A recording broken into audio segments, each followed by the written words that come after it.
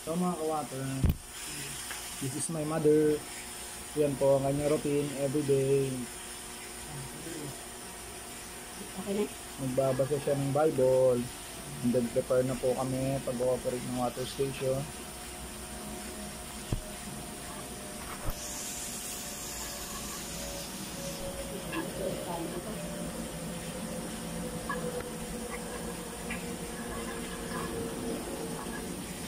Matalad ang tao hindi nakaakit na tayo ng masama. Ay hindi sumusunod sa masama bilang halimbawa.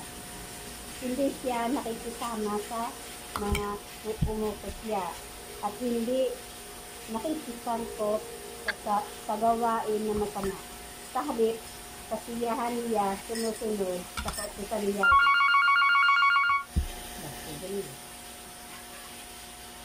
Binubulay-bulay niya ito sa araw at gabi. Katulad niya, punong kahoy sa tabi ng batisan. Laging sariwa ang dahon at manumunga sa tandang panahon. Ano man ang kanyang gawin, siya ay nagtatagumpay. Hindi gayon ang sinuman gumagawa ng masama. Ito ay tulad ng naiyak na itak, hangin ang siya'y nagtataglay.